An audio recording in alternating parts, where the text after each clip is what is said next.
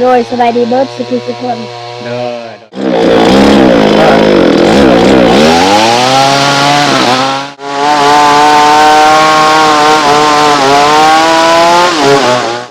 รถไปมาทันทีเด้อ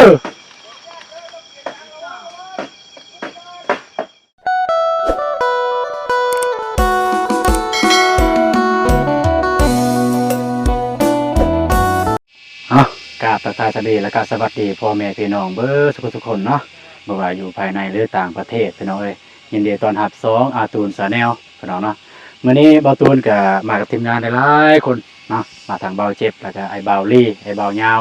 ไอ้เบาอนงมาอัปเดตเบิ่งดินของหนองซาลี่พี่น้องเอ้ยก็คือดินเฮือนดินบ้านนี่แหละมาอัปเดตเบิ่งสร้างไม้สร้างเรือยผลปั๊มไม้เป็นอะไรคือลายมือลายเทือแล้วมันยังบ่ลงเทือพี่น้องเอ้ยเป็นไปได้บ่ว่าไม้นี่มีอาถรรพ์พี่น้องเลยไปเบิ่งกันเลยไปลงเลย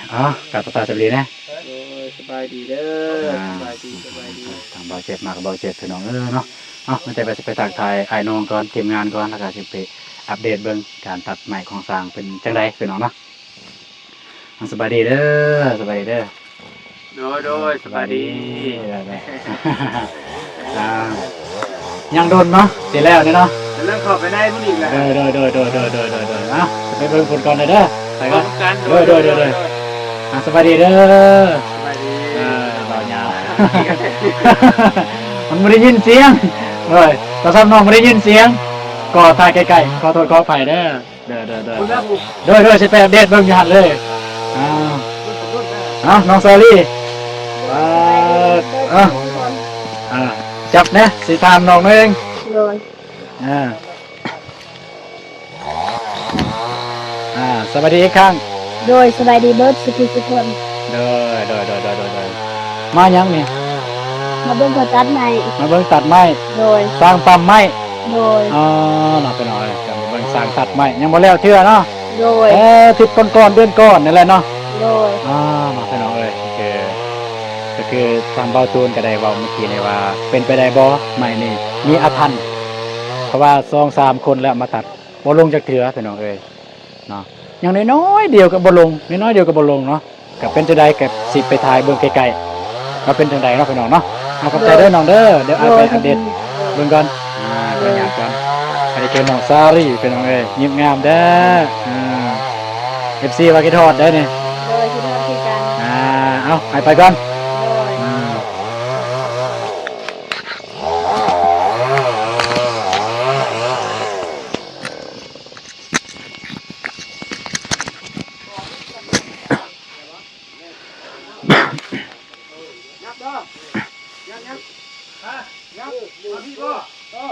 นี่แหละไม้พี่น้องเลยกกไม้สูงเนาะไม้ตัวการ์ตูนว่ามีอาถรรพ์คือกกนี่พี่น้องนี่กกนี่แหละนี่หลายสร้างหลายคนแล้วมาตัดบนย่อมลงจากเทือพี่น้องเอ้ยเป็นไปได้แหละมีอาถรรพ์ไม้อะไรก็อันนี้เป็นลบหลู่เด้อทางเจ้าที่เจ้าทานเนาะก็เว้าด้วยความว่าด้วยความเชื่อพี่น้องเอ้ยถ้าแม่นบ่แม่นก็ขอโทษขออภัยพี่น้องเนาะ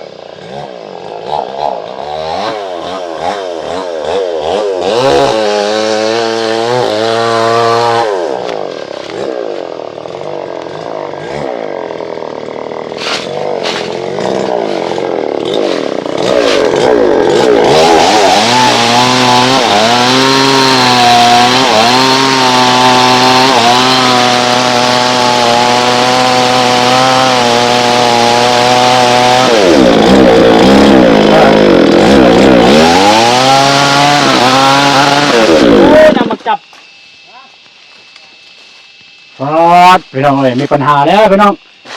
เพราะว่าอยู่ในนี้มีน้ำมักจับ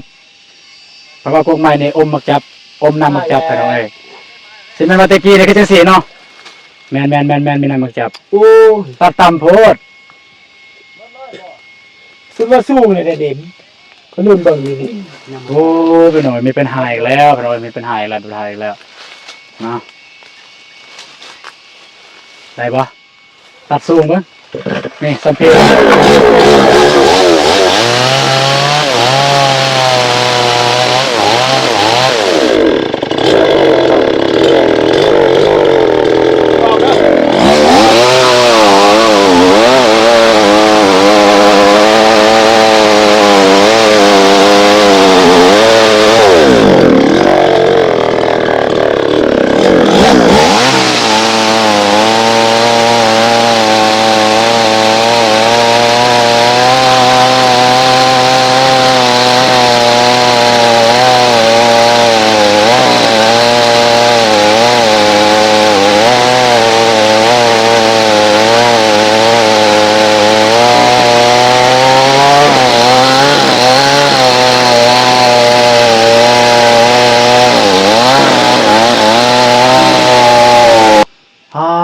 พี่น้องเอ้ยสร้างตัดกะ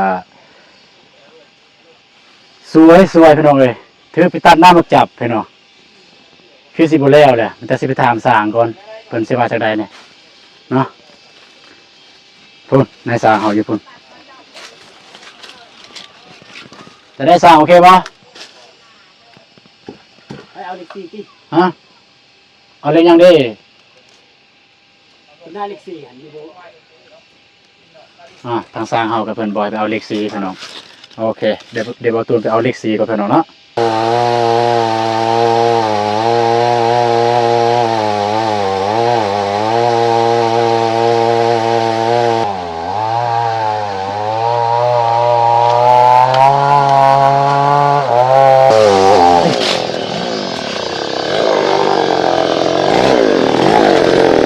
บ่เห็น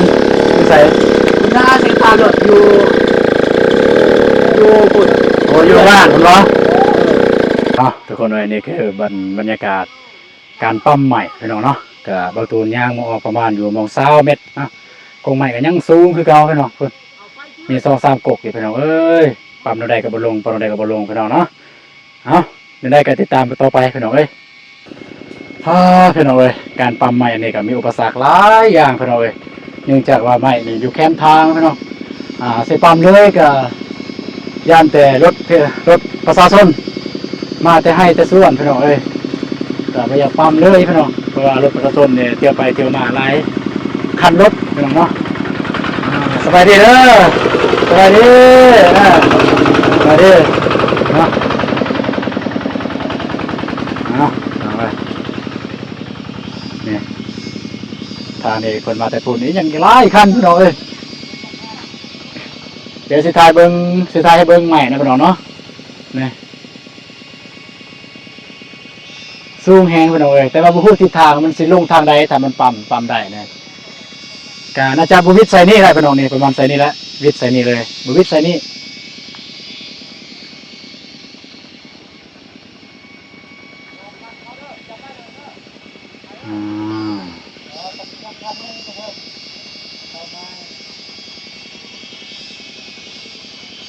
รถพ่อแม่พี่น้องประชาชนมาอีกแล้วพี่น้องเอ้ยมาแต่ให้มาแต่ส่วนก็เป็นผู้หญิงขับรถพี่น้องเอ้ยสบายดีเนาะโอ้เก่งขนาดเนาะเป็นผู้หญิงขับรถพี่น้องเอ้ยรถอีต๊อกเนาะก็คือเบาตูนบอกเบื้องต้นในแรกพี่น้องเนาะก็คือมีอาถรรพ์พี่น้องเอ้ยรายละเอียดในเบาตูนก็บ่ค่อยฮู้ปานใดเพราะว่าเบาตูนก็เป็นคนอยู่บ้านพุ่นเนาะบ่ได้อยู่พื้นที่เรื่องเกี่ยวกับไม้อยู่นี่แต่ว่าสิมาถามคนอยู่กับบ้านในพี่น้องเนาะเพราะว่าไม้นี่ก็เป็นแม่นอยู่ป่าใกล้บ้านแต่ว่าเป็นป่าแบบว่ามีกกไม้ใหญ่หลายเนาะเป็นไปได้ว่าแบบว่าอันนี้เป็นคุมเสือเนาะคุมเสือถือคุมเสือว่าเป็นไปได้ว่ามีอาถรรพ์พี่น้องคือเบาตูนบอกเบื้องต้นนั้นเนาะก็สิถามทางอ้ายนี่เนาะเพิ่นสิว่าจังใดเนาะขออนุญาตเด้ออ้ายเด้อขออนุญาตเด้อขออนุญาตใส่ไหนเด้อสิถามสวัสดีอ้าย สบายดี ด้วยน้องอยากถามว่าไม้นี่นะคือกกไม้เนี่ยคือเบื้องต้นแล้วเขาเห็นแล้วมันมีกกไม้ใหญ่หลายสิเนาะแต่ว่าหลายๆคนหลายๆสร้างมาตัดก็ยอมลงกับเถือกกเดียวกันแหละอ้ายในความคิดของอ้ายคิดว่าเป็นอะไรไม้อันนี้กกไม้นี่ ความคิดของอ้ายก็มีแหละความ อ้ายคิ เชื่ ด อ ว่า ถือของผู้ใหญ่ โอ้คือ เล็กน้อยและตามเบิ่ง โดย แต่บ่ฮู้ครับตามสงสัยก็มีอยู่ มีหยัง นี่ครับพี่หยังพี่บ่จักพี่ต้นไม้หยัง โอ้ มันเคยมี โอ้พี่ต้นไม้พี่พางน้องให้อาศัยอยู่ในกกเขตนี่ เขาบ่เห็น พี่น้องเนาะ บางเทื่อมันมีแบบบันดอนหน่อยหนึงมันเคยอาศัยนะ โดย เขาบ่สู้เห็นดอก แต่มันมีของทางผู้ใหญ่เคยเขาก็บอกนั่นแหละ เนาะพี่น้องเนาะ เฮาตัดจังซี่มันยากมันมี มันต้องมีเนาะ มันต้องมี โดย เราบ่ฮู้ แต่ว่าเขายับไปพุ่นก่อนเดี๋ยวเพิ่นตัดใหม่อยู่เมื่อกี้นี่ทางมาตูนกับ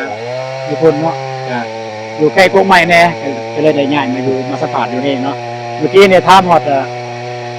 เมื่อกี้นี่ไอ้บ่ฮอดใส่แล้ว เคยว่า มีที่อาศัยแต่เฮาบ่เห็นกับตาแต่มันเคย แต่ว่าเสื้อว่ามีเนาะ มี เชื่อว่ามี ถ้าบ่มีใหญ่เคยเชื่อถือว่ามี โอ้ คณะแบบต้นไม้แต่ด้นแบบว่าเขาบ่บักเป็นต้นไม้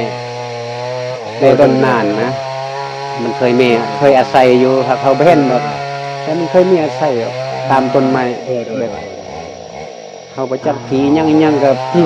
มีแต่ผีต้นไม้นี่เขาเว้าได้ โดตัวนี้ เออ ในเมื่อเฮาสงสัยแบบนั้นแล้ว เป็นหยังเฮาและทีมงานบ่ขอบเพิ่น เออ เนาะ เออแม่นแล้ว คือว่าเพิ่นขอบหรือบ่เจ้าของดินนี่พอตู้น้องสลีขอบหรือบ่ จักของเขา อ๋อ แต่ว่า ตัวนี้มันคำตอบมันอยู่พอตู้ของน้องสลีเนาะ เดี๋ยวบ่ตูนสิไปถามพ่อตัวของน้องสลีจะไปถามลังไม้บ่หรือว่าหน้าไม้กับพ่อตูนสิไปถามโอเคเข้าใจหลายๆเด้ออ้ายเด้อเด้อเนาะขออนุญาตเด้อเอาเนาะทุกคนเมื่อกี้นี่คือทางสางทางคนกับบ้านเนาะเพิ่นเล่าเรื่องแบบว่าสิ่งลี้ลับบางทีเรามีสิ่งลี้ลับสิ่งที่แนมบ่เห็นมาต่อดูตรงนั้นเลยสิลงได้ไปเนาะ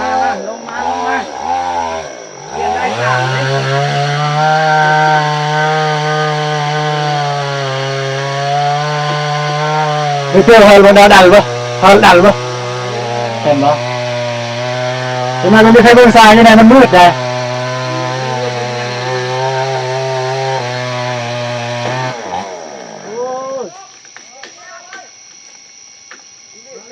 ไปนี่ก่อนนี่ก่อน นี่ก่อน นี่รถนี่สิได้ทางนี้ได้บ่ตุน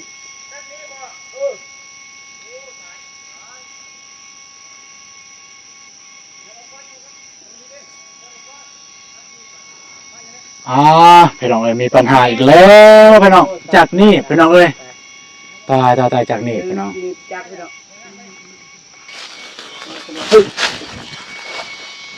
พี่น้องเอ้ยมันรีบเลยจากนี่ โอ้มันเป็นแบบนี้ มันรีบเลยพี่น้องเอ้ยบ่ได้เนี่ยมันรีบเลย ยับมันที่ลงเลยนี่ ยับมันที่ดีนะไปคอยโอเคทุกคนเอ้ยตอนนี้ก็เจอปัญหาอีกแล้วพี่น้องทาง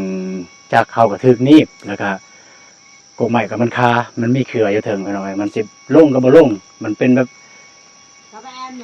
สิว่าก็เป็นตาญาตินี่เนาะบ่อยากให้พ่อแม่พี่น้องประชาชนผ่านทางนี้เนาะเป็นอะไรก็สิลองถามสางคมศึกษาเป็นจังได๋แน่ที่เขาไปตัดใหม่อยู่หั่นเนาะสวัสดีสางสวัสดีเด้อ สวัสดี เนาะคนหนีบเด้อสร้างใจ ขอสะเคยยัง ถึงเกินร้อยเนาะเกินว่าสวัสดีทางนี้สร้างเอ้ย เจ้าเป็นจะได้มีคุมยุ่งยากอะไรในตัดใหม่เมื่อกี้เนี่ย อยู่ไล่ยางอยู่ หลายอย่างเนาะมัน แน่น รู้สึกว่าเป็นจะได้ในอยู่หันอยู่ในหัน ก็เมื่อยแน่ แล้วไม้บ่ลงเนี่ยมันเกิดจากย้อนหยังคิดว่า เครือ มันมีเครืออยู่เถิงเนาะมันก็ เครือจ้องกันนะ แล้วมีวิธีแก้อะไร มัน เนี่ย จ้องกัน อันนี้แบบคันแบบอยากให้ลงแล้วมีวิธีแก้อะไรเนี่ย จากแล้วไม่แต่ทาเบิง โอ้ถาเบิ่งเนาะเป็นคันตัดกกอันนี้กกที่ยังซื้อนี่กกใหญ่เนี่ยนี่ ล้ม ล้มเนาะตอนได้ตัดแล้วเนาะแต่ว่าคันตัดอันนี้มันก็ทับทางแม่นบ่คิดว่าเด้ แน่นหักเสียงไง โอ้มันเสียงพี่น้องเนาะอ๋ออันนี้คือคำเห็นจากสร้างพี่น้องเอ้ยกับปัญหาก็คือย้อนมันมีเครือพี่น้องเอ้ยอยู่เทิงมันมีเครือ ล้มหมอ มันสิลงแต่เทละน้อยพี่น้องเพราะว่ากกที่ตัดแล้ว เป็นใจอยากเอาพระหน้าพันเครือตัวนั้น มันมีเครืออยู่เทิงคุณพี่น้องนี่อยู่นี่มีเครือนี่บ่นี่มันมีเครือพี่น้อง ตันเลยยัก เนาะ ยัก ขอบใจหลายๆเด้อสร้างเด้อ บัง ขอบใจหลาย เจ้า ขออนุญาตจะเอาอันนี้เด้อ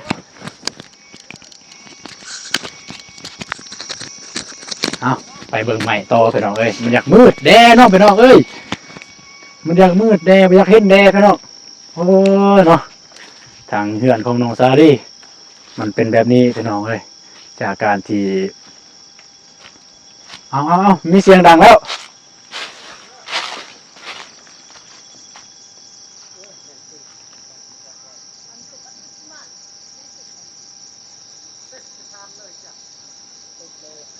พี่น้องเอ้ยตอนนี้บาวตูนคิดว่ากับวิธีแก้ปัญหาที่ดีที่สุดทางหนึ่งคือเขาต้องมีจักรอีกเครื่องหนึ่งพี่น้องเอาจักรอีกเครื่องหนึ่งมาตัดเพราะว่าด้วยทุกคนเลยเนาะปั๊มไม้กับมันคาอันนั้นจักรเลื่อยไม้มันนีบพี่น้องเอ้ยจึกไม้นีบจำเป็นปรึกษาหารือกับสร้างเลยว่าต้องได้ไปหายืมไม้อีกเครื่องจักรอีกเครื่องหนึ่งมาปั๊มเนาะเพราะว่า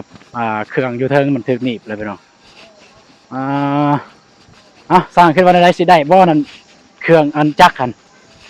ลองบ่ลองบ่ไปทำเอานำพี่น้องเนาะแม่นบางทีว่ามีไปเอาทุกคนไปเจอกันอยู่บอนที่เพื่อนพี่น้องเลยเพราะว่าสิไปทำเอาจักรอยู่หั่นไปนี่สร้างเฮาก็ใจลุยขนาดสร้างเฮาเนี่ยเพิ่นว่าเพิ่นเบาค่าจ้างแต่ว่าช่วยเหลือเพิ่นว่าโอ้ผมดูส้มเซยให้สร้างเพิ่นเอาค่าจ้างแบบว่ามาช่วยเหลือตั้งมาซอยเพิ่นว่าเนาะก็แล้วแต่ว่าทีมงานสิให้เท่าใดเพิ่นว่าเนาะโอเคไปเลยไปพี่น้องเอ้ยตอนนี้เฮาก็มาฮอดเรือน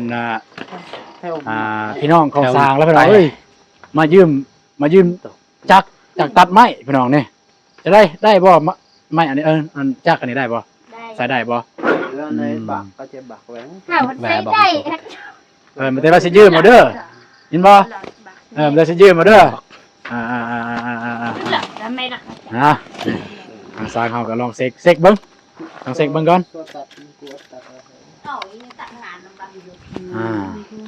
เถิดนี่ดอกเลยดังเลยโอ้ดังลอยแล้วโอเคทุกคนมาเจอกันอยู่คุณเลยดินหนองซาลีทุกคนหอดบอลตัดใหม่อีกครั้งเป็นที่เฮียบห้อยแล้วพี่น้องเอ้ยไปกับไอ้สร้างพี่น้องเนาะไปเอาจักรก็สิมาตัดอีกเพราะว่าเมื่อกี้นี้จักรเก่าวันมันทึกนี่พี่น้องเอ้ยความลำบากนี่ทางนี้เนาะผมยุ่งยากกับมีลายพี่น้องเนาะบาดนี้แต่ที่เขาไปเบิ่งน้ำไอ้สร้างเลยพี่น้อง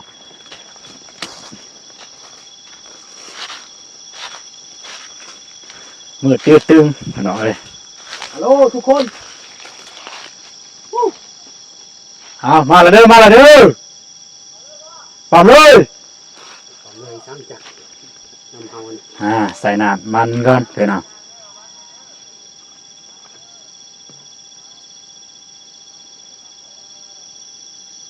ตัวนี้ก็ถือว่า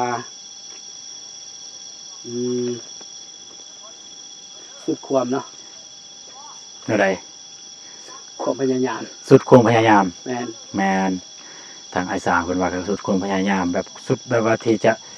เกินว่าจะได้เนาะแบบตั้งใจเนาะตั้งใจเฮ็ดตั้งใจสวยคนว่าการเรื่องค่าจางคนว่าแล้วแต่ทีมงานจะเห็นใจถ้าทางเพิ่นเนี่ยบ่กล้าห้องว่าสำนี้สำนั้นเพิ่นว่าเนาะแต่ว่าสร้างเฮาก็สุดยอดหลายจะได้สร้างก็ตัดกันระมัดระวังหน่อยเด้อเพราะว่ามันอยากมืดแน่แต่ว่าประตูสิยื่งให้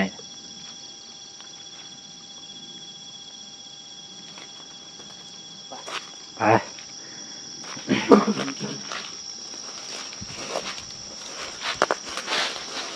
ให้ขับไปในเลยบ่เราสิทายอยู่นี่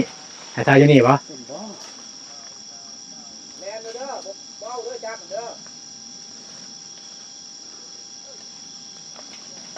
เบิ่งวิธีทางก่อนสังมาจะตัดทางใดโดยเอา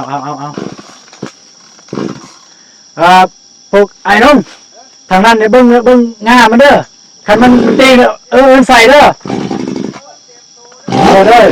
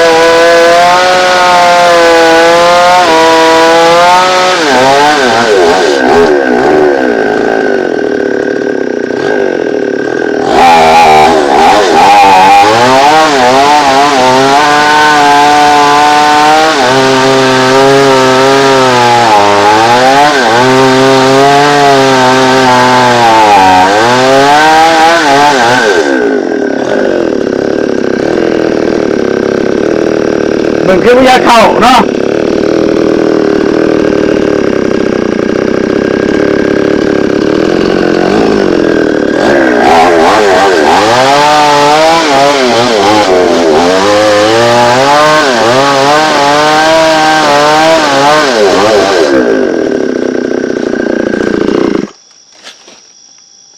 เอากระเจี๊ยบบอกมาพี่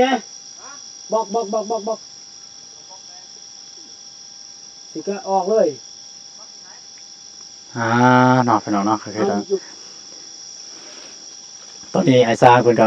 ต้องได้เอาจักรออกแล้วก็เอาแต่บ้าอยู่ไหนเนาะแม่นบ่เ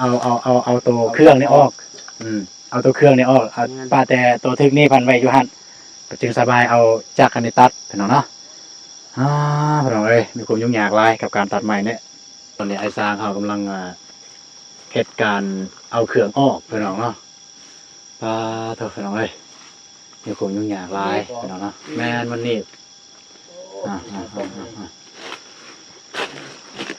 เอา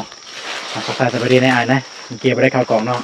สบายดีในบ่ายเอานมพี่น้องเลยกับทีมงานเขาไปอยู่จนมืดจนทำตื่นตึ้งพี่น้อง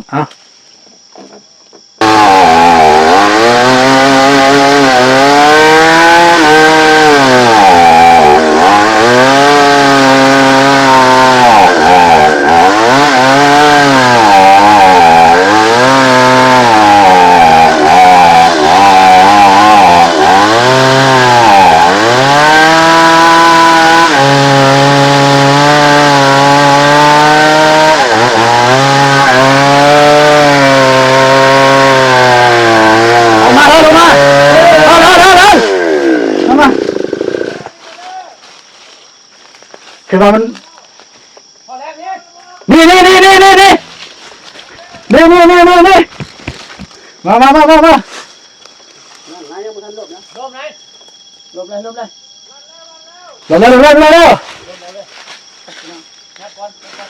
ยับก่อนเถอะ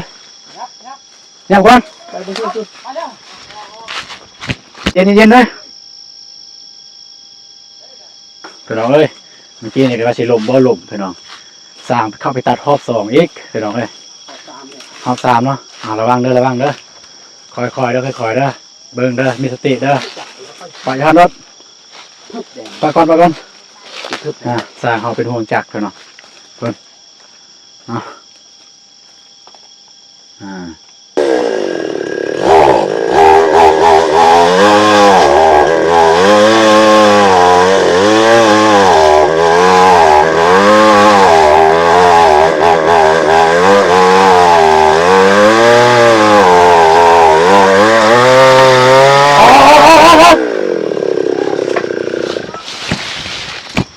พี่น้องเอ้ยรอบที่4อีกแล้วพี่น้องเอ้ย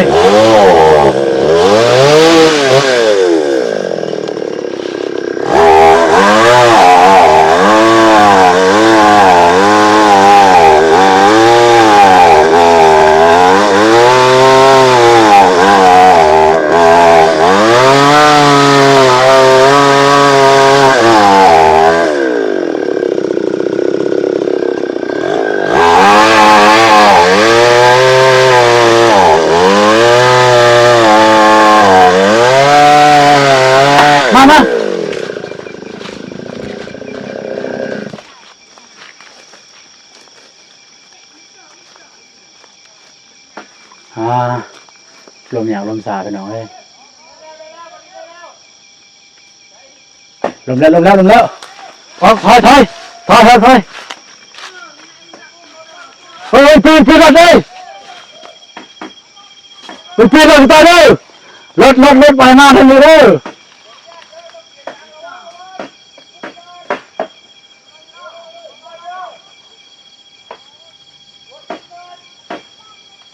Itu apa? Lenas. Saya.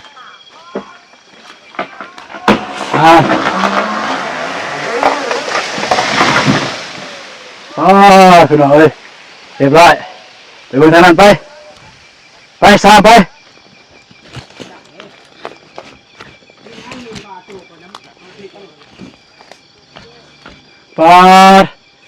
เอา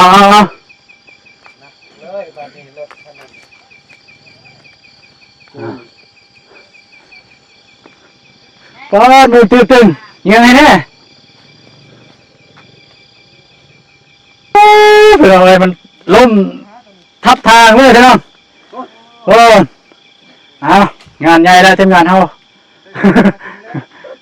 ทีมงานทำงานใหญ่แล้วมีเวกเฮ็ดแล้วพี่น้องเฮานะ เดี๋ยวบ่11 โมงนี่ ไอ้น้องเฮามีเวกเฮ็ดแล้วพี่น้องเอ้ย